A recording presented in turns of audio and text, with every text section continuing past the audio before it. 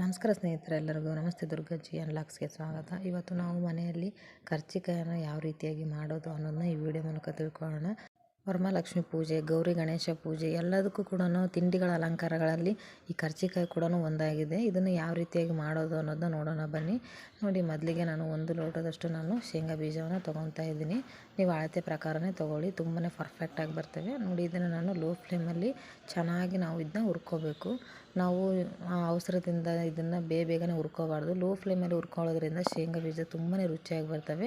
ಶೇಂಗಾ ಬೀಜ ರುಚಿಯಾಗಿ ಬಂದರೆ ಕರ್ಜಿಕಾಯಿ ಕೂಡ ತುಂಬಾ ರುಚಿಯಾಗಿ ಬರ್ತವೆ. ಅದಕ್ಕೋಸ್ಕರ ನಾವು ಇದನ್ನು ಆದಷ್ಟು ಲೋ ಫ್ಲೇಮಲ್ಲೇ ನಾವು ಹುರ್ಕೋಬೇಕು.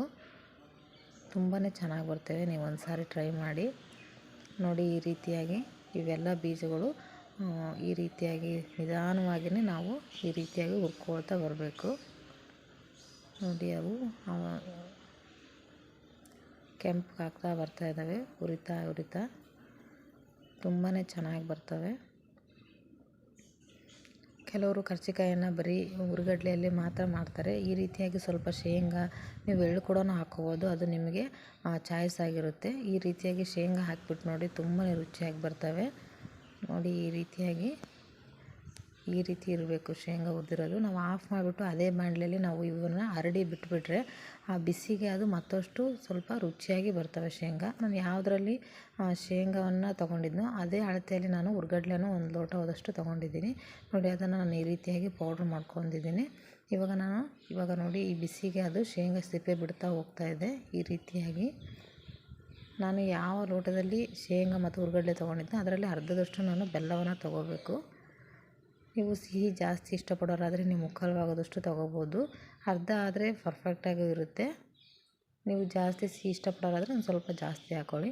ನೋಡಿ, ಶೇಂಗಾವನ್ನು ಈ ರೀತಿಯಾಗಿ ಸಿಪ್ಪೆಯನ್ನು ತೆಗೆದುಬಿಟ್ಟು ನಾವು ಅದನ್ನು ಪೌಡ್ರ್ ಮಾಡಿದ ಮೇಲೆ ಬೆಲ್ಲ ಹಾಕಿದ್ವಿ. ಆದರೆ ಇದನ್ನು ನಾವು ಪೌಡ್ರ್ ಮಾಡೋಕ್ಕಿಂತ ಮುಂಚೆನೇ ಶೇಂಗಾ ಮತ್ತು ಬೆಲ್ಲವನ್ನು ಈ ರೀತಿಯಾಗಿ ಪೌಡ್ರ್ ಮಾಡ್ಕೊಂಡ್ಬಿಡಬೇಕು.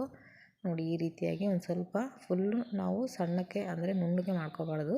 ಒಂದು ಸ್ವಲ್ಪ ಶೇಂಗಾ ಇದ್ದೆ ಅಂದರೆ ಅದು ರುಚಿಯಾಗಿರುತ್ತೆ. ಅದಕ್ಕೋಸ್ಕರ ಈ ರೀತಿಯಾಗಿ ಮಾಡಿಬಿಟ್ಟು ಎರಡನ್ನು ನಾವು ಮಿಕ್ಸ್ ಮಾಡ್ತಾ ಹೋಗೋಣ. ನೋಡಿ, ಈ ರೀತಿಯಾಗಿ ಎರಡನ್ನು ಕೂಡ ನಾವು ಮಿಕ್ಸ್ ಮಾಡ್ತಾ ಇದಕ್ಕೆ ಒಂದು ಸ್ವಲ್ಪ ಶುಂಠಿ ಪುಡಿಯನ್ನು ಬೆರೆಸ್ಬೇಕು. ತುಂಬಾ ಟೇಸ್ಟಿಯಾಗಿ ಒಂಥರ ತುಂಬಾ ಕ್ರಿಸ್ಪಿಯಾಗಿ ಕೂಡ ಇರ್ತವೆ. ನೋಡಿ, ಈ ರೀತಿಯಾಗಿ ಎಲ್ಲದನ್ನೂ ನಾವು ಮಿಕ್ಸ್ ಮಾಡಬೇಕು.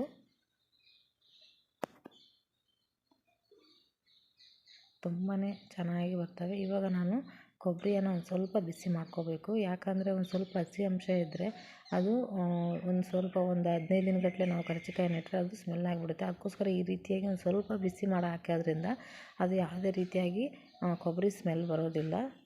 ಅದಕ್ಕೋಸ್ಕರ ನಾವು ಒಂದು ಸ್ವಲ್ಪ ಬಿಸಿ ಮಾಡಿಕೊಂಡ್ರೆ ಸಾಕು, ಅದು ಗರಿ ಕೂಡ ಆಗುತ್ತೆ. ನೋಡಿ, ಇವಾಗ ನಾನು ಅದು 2 ಲೋಟಕ್ಕೆ ಒಂದು ಅರ್ಧ kg ನಾನು ಹಿಟ್ಟನ್ನು ತೊಗೊಂಡಿದ್ದೀನಿ. ಸ್ವಲ್ಪ ಚಿಟಿಕೆಯಷ್ಟು ಉಪ್ಪನ್ನು ಹಾಕ್ಕೊಂಡಿದ್ದೀನಿ. ಇದಕ್ಕೆ ನಾವು ಬಿಸಿ ಮಾಡ್ಕೊಂಡಿರುವಂತಹ ಎಣ್ಣೆಯನ್ನು ಹಾಕಬೇಕು. ನಾವು ಈ ರೀತಿ ಬಿಸಿ ಮಾಡ್ಕೊಂಡಿರುವಂಥ ಎಣ್ಣೆಯನ್ನು ಹಾಕೋದ್ರಿಂದ ಕ್ರಿಸ್ಪಿಯಾಗಿ ಇರುತ್ತೆ. ಅದಕ್ಕೋಸ್ಕರ ನಾವು ಈ ರೀತಿಯಾಗಿ ಹಾಕ್ಕೋಬೇಕು. ಇದನ್ನು ನಾವು ಚೆನ್ನಾಗಿ ಮಿಕ್ಸ್ ಮಾಡ್ಕೋಬೇಕು ಫಸ್ಟ್ ಹಿಟ್ಟನ್ನು. ನೋಡಿ, ಈ ರೀತಿಯಾಗಿ ನಾವು ಆದಷ್ಟು ಇದನ್ನು ಗಟ್ಟಿಯಾಗಿ ಕಲಸೋದಕ್ಕೆ ಟ್ರೈ ಮಾಡಬೇಕು.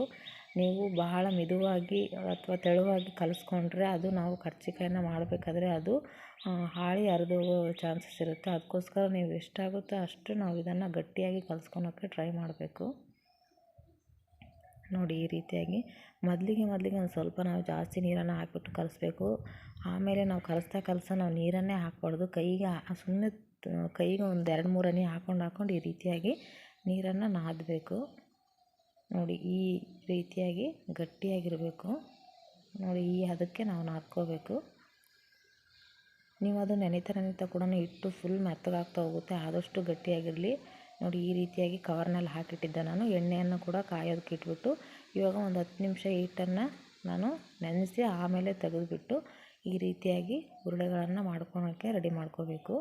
ಮೊದಲಿಗೆ ಒಂದು ಸ್ವಲ್ಪ ಚೆನ್ನಾಗಿ ನಾವು ಉರುಳೆಗಳನ್ನು ಮಾಡೋಕ್ಕಿಂತ ಮುಂಚೆನೇ ಸ್ವಲ್ಪ ಈ ರೀತಿಯಾಗಿ ಚೆನ್ನಾಗಿ ನಾದ್ಕೊಂಡ್ಬಿಟ್ಟು ಈ ರೀತಿಯಾಗಿ ಮಾಡಿ ನಾವು ಒಂದು ಮೀಡಿಯಮ್ ಸೈಜಲ್ಲಿ ಒಂದೇ ಲೆವೆಲಿಗೆ ನಾವು ಉರುಳೆಗಳನ್ನು ಹೀಗೆ ಕಟ್ ಮಾಡ್ಕೊತ ಹೋಗಬೇಕು. ನೋಡಿ, ನಿಮಗೆ ಚಿಕ್ಕ ಸೈಜಲ್ಲಿ ಕರ್ಜಿಕಾಯಿ ಬೇಕಂದರೆ ಒಂದು ಸ್ವಲ್ಪ ಕಡಿಮೆ ಹಿಟ್ಟನ್ನು ತೊಗೊಳ್ಳಿ.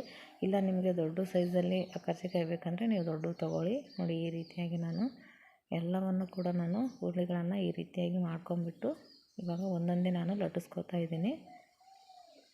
ಮೊದಲಿಗೆ ರೌಂಡಾಗಿ ಲಟ್ಟಿಸ್ಬಿಟ್ಟು ಆಮೇಲೆ ನಾವು ಓವೆಲ್ ಶೇಪಲ್ಲಿ ಬರೋದಕ್ಕೆ ನಾವು ಲಟ್ಟಿಸೋಕ್ಕೆ ಟ್ರೈ ಮಾಡಬೇಕು.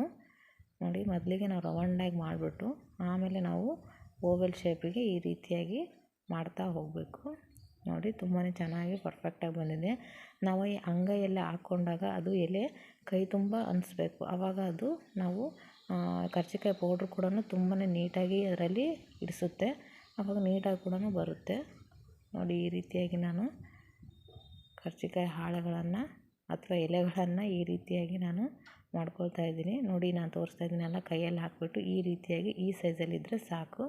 ನೋಡಿ, ಇವಾಗ ನಾನು ತಗೊಂಡ್ಬಿಟ್ಟು ಇವಾಗ ಸ್ವಲ್ಪನೇ ಒಂದು ಸ್ಪೂನಲ್ಲಿ ನಿಮಗೆ ಜಾಸ್ತಿ ಪೌಡ್ರ್ ಬೇಕನ್ಸಿದ್ರೆ ಜಾಸ್ತಿ, ನೀವು ಎಲೆಯನ್ನು ಯಾವ ರೀತಿಯಾಗಿ ಉದ್ಕೊಂಡಿರ್ತೀರೋ ಅದ್ರ ಮೇಲೆ ಅದು ಡಿಪೆಂಡ್ ಆಗಿರುತ್ತೆ. ನೋಡಿ, ಈ ರೀತಿಯಾಗಿ ಕೈಯಲ್ಲೇ ನೀವು ಬ್ಯಾಲೆನ್ಸ್ ಮಾಡ್ತಾ ನೋಡಿ ಈ ರೀತಿಯಾಗಿ ನಾವು ಕರ್ಜಿಕಾಯನ್ನು ಮಾಡಬೇಕು.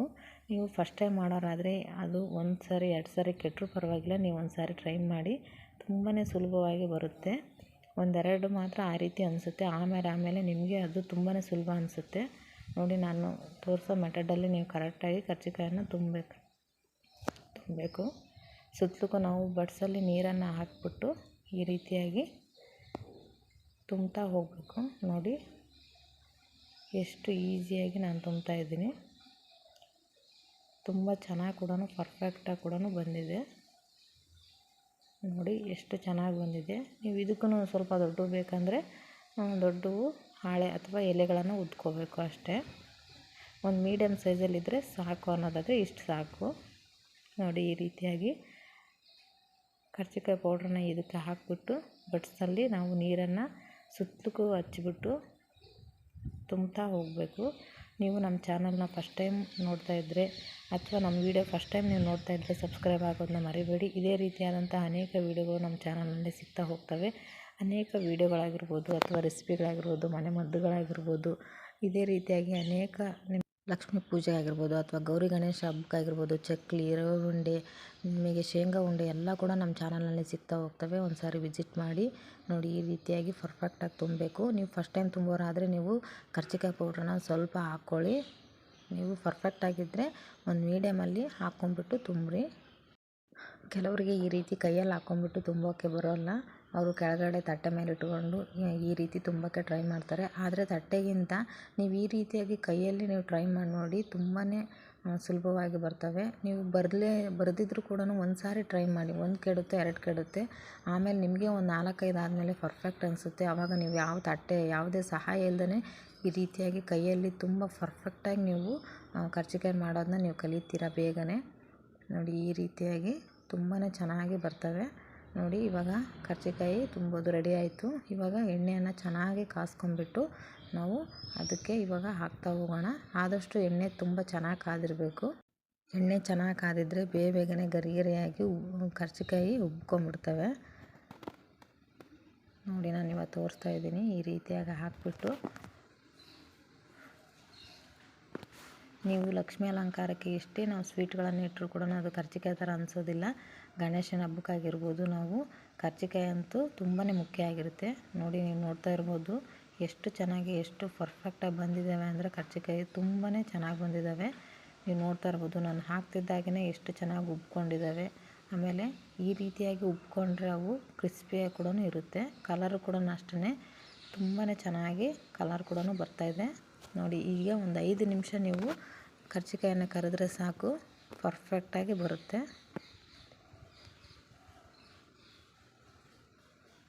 ನೋಡಿ, ನಿಮಗೆ ಲಕ್ಷ್ಮೀ ಅಲಂಕಾರಕ್ಕೆ ಬೇರೆ ಆದಂತಹ ತಿಂಡಿ ಬೇಕಾಗಿದ್ದರೆ ನಮ್ಮ ಚಾನಲ್ನಲ್ಲಿ ಎಲ್ಲ ಸಿಗ್ತಾ ಹೋಗ್ತವೆ. ನೀವು ಒಂದು ಸಾರಿ ವಿಸಿಟ್ ಮಾಡೋದನ್ನ ಮರಿಬೇಡಿ ಅಂತ ಹೇಳ್ತಾ, ನೋಡಿ, ಈ ರೀತಿಯಾಗಿ ಕರ್ಜಿಕಾಯಿ ತುಂಬಾ ಪರ್ಫೆಕ್ಟಾಗಿದೆ.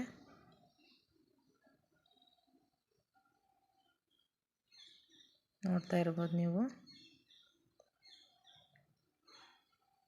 ಒಂದು ಸಾರಿ ಈ ರೀತಿ ಟ್ರೈ ಮಾಡ್ಕೊಳ್ಳಿ. ನೀವು ಮತ್ತೆ ಮಾಡೋಕ್ಕೆ ಇಷ್ಟಪಡ್ತೀರ, ಅಷ್ಟು ಚೆನ್ನಾಗಿ ಬರ್ತವೆ ಕರ್ಜಿಕಾಯಿಗಳು. ನೋಡಿ, ಈ ವಿಡಿಯೋ ನಿಮಗೆ ಇಷ್ಟ ಆಗಿದೆ ಅಂತ ನಾನು ಅಂದ್ಕೊತೀನಿ. ದಯವಿಟ್ಟು ಸಬ್ಸ್ಕ್ರೈಬ್ ಆಗೋದನ್ನ ಮರಿಬೇಡಿ, ಹಾಗೆ ಲೈಕ್ ಮಾಡೋದು ಕೂಡ ಮರಿಬೇಡಿ. Thank you so much.